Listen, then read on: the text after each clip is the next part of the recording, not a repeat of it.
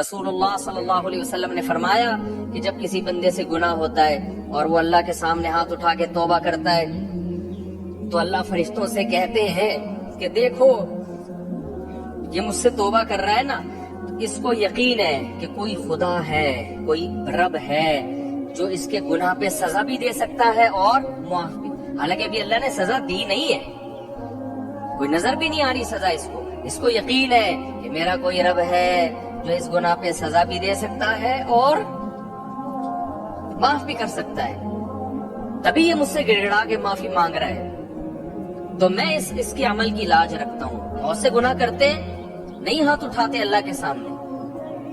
اور اللہ کو دیکھنے کے بعد تو سارے ہی ہاتھ اٹھائیں گے، تو پھر تو سارے اٹھا لیں گے ہاتھ، توبہ کریں گے۔ اللہ کہہ رہے دیکھا نہیں ہے اس نے، میری آیات پر ایمان لایا ہے، میری نشانیاں دیکھ کر، میرے پیغمبروں کی دعوت پر لبیک کہا ہے، تو اس عمل کی لاج رکھ کے میں اس کی توبہ کو قبول کروں گا۔ حدیث میں آتا ہے پھر وہ دوبارہ گناہ کرتا ہے، پھر دوبارہ اللہ کے سامنے آ کے معافی مانگتا ہے، اللہ کہتا ہے دوبارہ گناہ ہو گیا، پھر معافی مانگنا اس کی علامت ہے، اس کو یقین ہے کہ میرا کوئی رب ہے جو گناہوں پہ سزا بھی دے سکتا ہے اور جزا بھی دے سکتا ہے، معاف بھی کر سکتا ہے، تو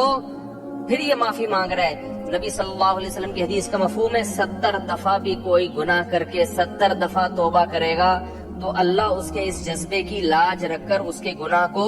معاف کرے گا۔ اس کا مطلب یہ نہیں کہ آپ 70 دفعہ گناہ کریں، مقصد ایک سمجھانا ہے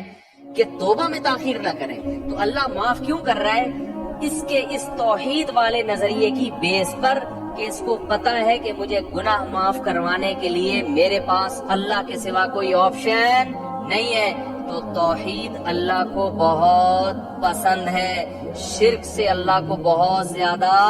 نفرت ہے۔